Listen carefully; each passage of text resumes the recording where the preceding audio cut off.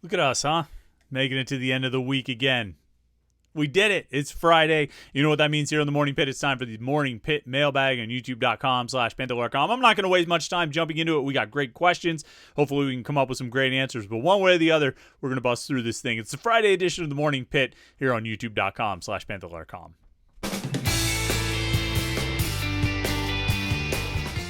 Yes, Friday. It's the Morning Pit. It's youtube.com/Panther-Lair.com, and I'm Chris Peak from Panther-Lair.com. You see the website below, Panther-Lair.com, the Pit site on the 24/7 Sports Network, the most comprehensive source of Pit sports news on the internet and the best online community of Pit fans that you are going to find. And yeah, it's on right now. We are, inside of like 4 days until the start of training camp. So it's coming up fast. Next week, we're going to have Monday, Tuesday, Wednesday morning pits getting you ready of every angle of this Pitt football team heading into 2025, as if we haven't spent the last 7 months doing that anyway. But we're going to put a nice bow on all of it, put a nice ribbon on all of it, and then dive in on Wednesday for the start of training camp. First practice, media day, all the things that come with it. And we are going to have a ton to talk about on the Morning Pit, on the message boards, on the Panther-Lair show, and all of those things. So you want to check out the website, Panther-Lair.com. And, of course, you want to get on our YouTube channel here, youtube.com/Panther-Lair.com. Like this video and subscribe. And that way you won't miss any of our Pit video content. Again, these daily morning Pit videos, our weekly live show every Wednesday night, press conferences, post-game shows, interviews, all those different things.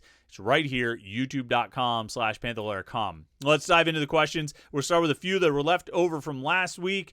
We had a couple that we didn't get to, and so I figure we'll start with those. Here we go. And we actually had two that were kind of back-to-back about the same topic. Disco 302 H2P asked, what is your level of concern/hype for Eli Holstein this year? How much of his play toward the end of the season do you attribute to fatigue, injuries, bad offensive line?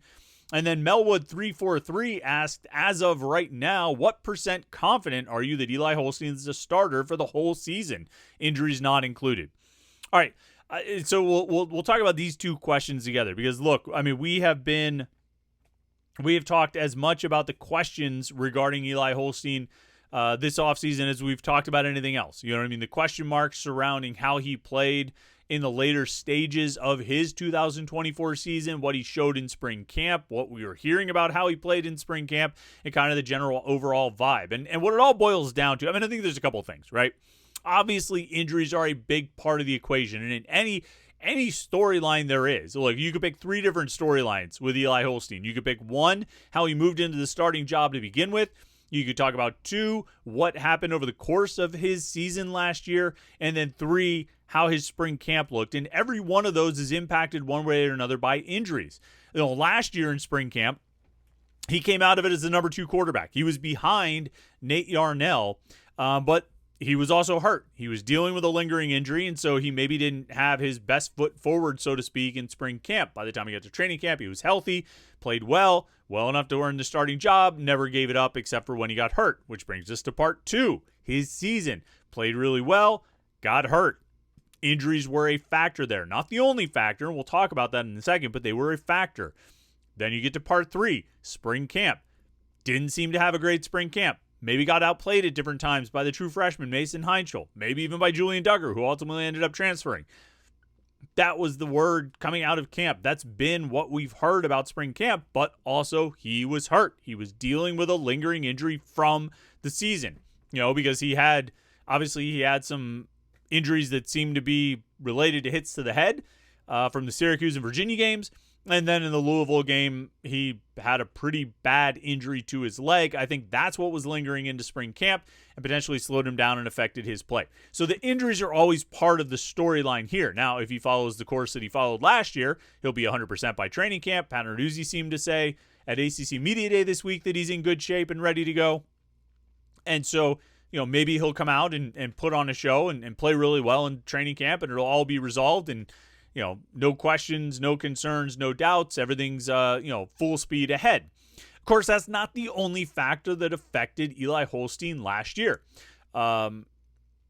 While the injuries certainly limited and ultimately ended his season, and the offensive line had something to do with that, it's also true that he ran into some different styles of defenses. He didn't do well against Cincinnati's defense in week 2. That 3-man front, the odd man front, and kind of, the way they dropped into coverage. And eventually he was able to find some success. Either Cincinnati changed things, or Cade Bell changed things, or Eli Holstein just got a read on it. You go forward to the Cal game, another odd man front, another, a lot of zone defense, kind of dropping, not really rushing him. Cal looked at it and said, hey, this guy's at his best when you're bringing pressure. He responds to the pressure. He can move around, and he can find the open receivers, the guys who are left open by you sending extra rushers. So let's not send extra rushers. I think, when we looked at it, it was a very low percentage of blitzes that he faced in the Cal game. Cal was content to drop into coverage and say, okay, redshirt freshman, making your 6th career start, playing in your 6th career game. Let's see if you can read our zone. Let's see if you can find the open receivers now when we are not, sending a bunch of guys at you and trying to rattle you. That's something that needs to be figured out. That's something that needs to be worked on, and that's something that had an effect on the way he played against Cal. He didn't play well against Cal. He didn't have a good stat line against Cal. They barely eked out a win in that game. And some of it was because Eli Holstein didn't play great. He's got to figure it out. And Cade Bell has to figure out, and, the rest of the offensive staff has to figure out ways to deal with that sort of defensive approach, which they didn't do a great job of last year. And so that's worth considering as well. But to all of these questions, as we talk about hype or concern or, percentage confidence that he's the starter, I mean, just a couple days ago, Pat Narduzzi was talking about how good Eli Holstein looks. And so despite all of the things that we heard in spring camp, despite some of the concerns that emerged during the season last year, despite injury, concerns and issues, I'm starting to buy back in. Because when Eli Holstein, and this is what I've said like about 100 times over the course of this offseason, maybe more. When Eli Holstein was good, he was really good. Like really good. He earned his ACC Rookie of the Week 5 times. And probably would have gotten another 1 or 2 if he had stayed healthy through the final 6 games of the season. Final 5 games to the regular season plus the bowl game. I'm coming back around on Eli Holstein. And we'll see where things are at the end of training camp, but I'm coming back around on Eli Holstein. My confidence level is rising, the hype is rising, and I think he's going to take a step forward. I don't think we can forget the fact that it was his first year, not just his first year as a starter, but his first year getting on the field at all. He didn't see the field at Alabama as a true freshman. And so he's down there working on the scout team. That was his collegiate experience prior to stepping on the field against Kent State last year. When he went and played at Cincinnati, it was the first time. I wonder how many times he even traveled with Alabama last year. And there he is making a start on the road against a Power 4 non-conference opponent. He's playing in the backyard brawl the next week. He's going to Chapel Hill 2 weeks later. You're playing big boy football now. And even though he was at Alabama and facing Alabama's defense as the scout team quarterback, he wasn't doing it in a game. And that's different. And I don't think we can forget that fact. And that doesn't mean we excuse some of the mistakes he made or some of the, issues he showed. But I don't think we can ignore the fact or gloss over the fact that he was playing for the first time. And I think he showed some of that. Now, it's key this year for him, for Cade Bell, and the rest of this offense to take some steps forward. Because they've got that year of experience. I guess my biggest level of concern, or my biggest concern, is the question of how big of a step Holstein takes, how big of a step Cade Bell takes, how big of a step this offense takes.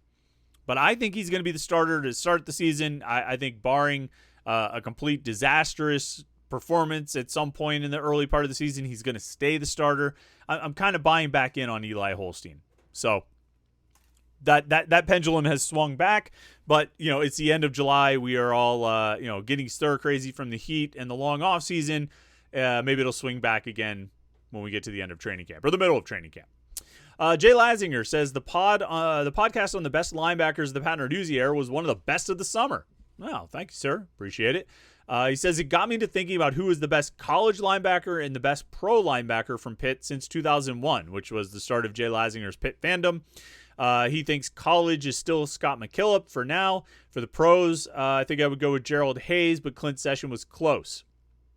Not part of the question, but figured this would help the pro discussion since it's all the linebackers Pitt has had drafted since 2001. Brian Knight, Gerald Hayes, Clint Session, H.B. Blades, Scott McKillop, Juan Price, and Servassier Dennis. All right, so best college linebacker since 2001, best pro linebacker since 2001. I would probably have to agree with you on Scott McKillop as the best college linebacker at Pitt since 2001. I mean, he was sensational in 2007, 2008. I mean, the driving force behind several wins, obviously one of the biggest playmakers defensively in one of the biggest wins in Pitt history in the 13-9 game. But what's challenging is comparing Scott McKillop and H.B. Blades and Clint Session, for that matter, these guys who were linebackers at Pitt in 2005, 2006, 2007, 2008, with what Servassier Dennis has had to face, or what he faced in his years at Pitt, or what Kyle Lewis has faced in his years at Pitt. It's a totally different animal. It's different styles of offenses. It's different approaches to the game. It's a different game altogether with some of the rule changes that have taken place over the past 15 years. And the way different things have been emphasized and the way offenses try to attack now. Put Scott McKillop next to, prime Scott McKillop next to prime Servassier Dennis, and they're going to look like they play two totally different positions. Or Kyle Lewis next to Gerald Hayes or Clint Session or one of these guys. They're going to look like they play totally different positions. You would think like Kyle Lewis must be a corner or something like that. But Dennis and Lewis were both incredibly productive and very good players, borderline great players in the era they played. Like, I don't know how Scott McKillop would translate to 2025 ACC football or HB Blades or Clint Session. And I don't know how Kyle Lewis and Servassier Dennis would translate to 2005, 2007, 2008 Big East football. It's a different world. It's a different sport. It's a different game. Right now, like, if Kyle Lewis has another season in 2025 like he had in 2024, if he gets 100 tackles and 15 tackles for loss, 7 or 8 sacks, and more than one interception, you'd be hard-pressed to say that anybody has had a better run than he has. Already, his season last year, which was, I think, 101 tackles, 15.5 tackles for loss, 7 sacks, and 4 picks, plus a pick on a 2-point conversion that doesn't get it counted as a pick, but it was a pick. Defensive touchdown, returns a blocked extra point for 2 points. I mean, like, he had the best all-around stat line probably by a Pitt linebacker in school history. Honestly. I mean, like, even Scott McKillop in 07 and 08, really productive, but didn't have the all-around stat line that Kyle Lewis had. And so right now, I probably would go with you on Scott McKillop, best college linebacker since 2001 at Pitt. But another year, like I say, another year in 2025, like Kyle Lewis had in 2024, how can I leave him out? You know what I mean? Like, I think he would make his case. And then you talk about pro guys. I mean, I think Clint Session, according to the stats you put in this post, 57 games, 295 tackles. Gerald Hayes played more than 90 games, had more than 400 tackles. I think Servassier Dennis has a chance to be pretty good and have a successful pro career. But there again, we'll see in a few years once these guys like Kyle Lewis, Rasheem Biles get to the next level. At this point, probably Session. I wouldn't argue with Hayes as far as the best linebacker to come out of Pitt in terms of their pro careers since 2001. But I'm gonna keep that book open. We're gonna write that in pencil for now. We're not gonna put it in Sharpie. The RVS says, Chris, I think the secondary will be good this year, but it's inexperienced. In the past, when there was inexperience, you could see the growth as the season progressed. Do you think that inexperience will cost Pitt a game in the first quarter or half of the season? If so, do you have a prediction on which game? I mean, the game where the secondary is going to be tested the most is going to be the game against Louisville or it was week 4, I guess. Just because Jeff Brom is so good, and I think he's really good at targeting finding where your weaknesses are and targeting them and taking advantage of them. So I would say Louisville is the game where you could potentially see that inexperience rear its ugly head.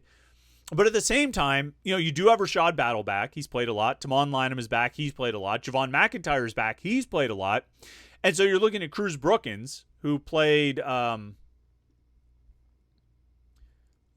bring up his stats from last year. I'm looking at Pro Football Focus. Played 278 defensive snaps in 12 games last year. So, I mean, like, it's not like he's a spring chicken anymore. Now, he wasn't starting in the base defense, but he's, 270 snaps over 12 games. How much is that? That's more than 20 snaps per game. He's been on the field. He has played. Now, he has played, a lot of his snaps, probably the majority, I would assume, or at least a significant percentage of them came in the defensive sub package, the third down defense. And so that's got to be considered that he'll be playing more in the base defense. He's going to have to get used to that. But I think there's a lot of confidence in Cruz Brookins. I think there's a lot of optimism about this secondary, and I think understandably so, because even if you get past Battle, Lynham, and McIntyre, you have Brookins, like I said. You have Shadarian Harrison, who I said yesterday was one of the breakout players on defense, or breakout players for this team in 2025. You have Kavir Baines-Marquez, who, okay, he came from UC Davis, but he's an experienced transfer, good reserve, good backup there.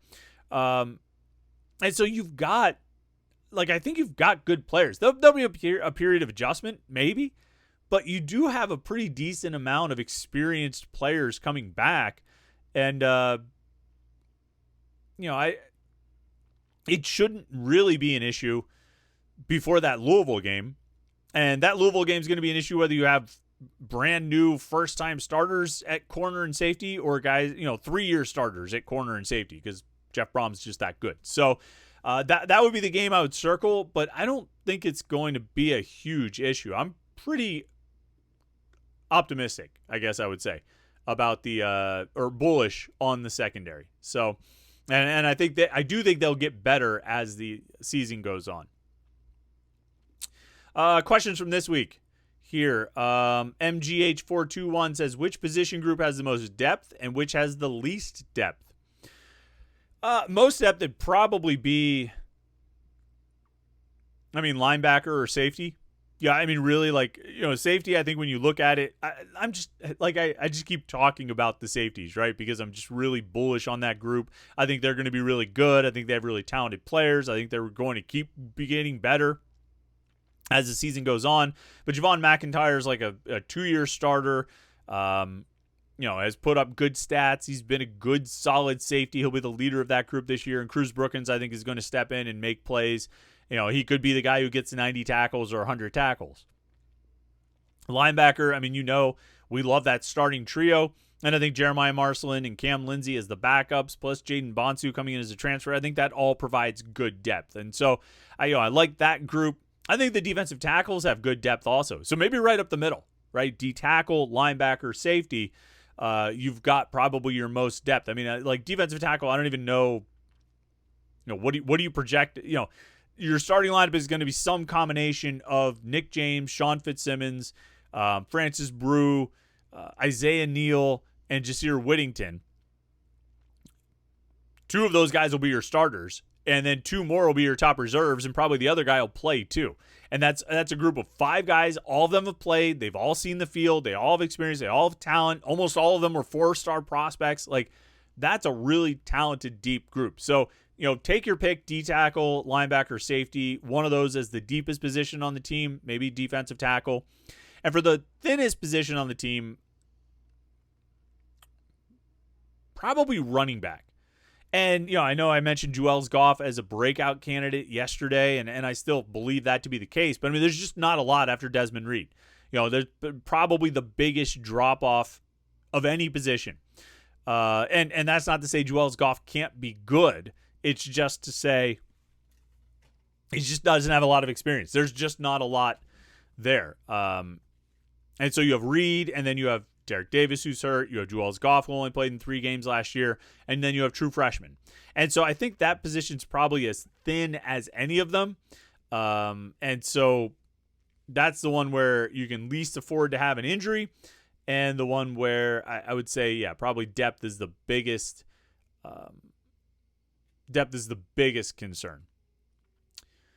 All right, last one here. Pap45 says a lot of times on the record, coaches are diplomatic in what they say and how they answer questions. Are there any coaches on the Pitt staff you can count on or off the record to really shoot it straight?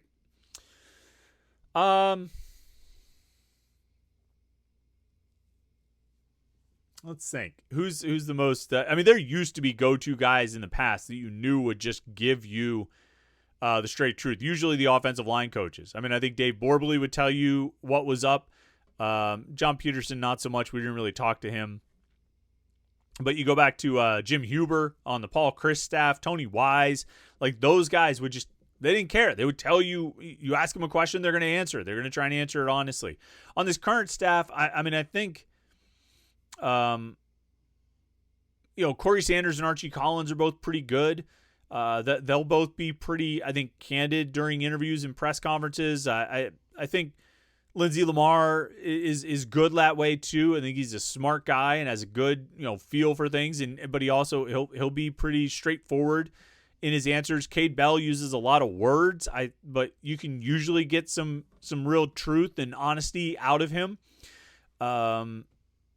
So there's decent guys, but I mean it comes and goes. And I think even the ones who are the best are always aware of what they do and don't want to actually tell you. They're always aware of what they do and don't want to see in the newspaper, right? Even if that's an antiquated way of looking at it, they're aware of what they do and don't want to show up on social media.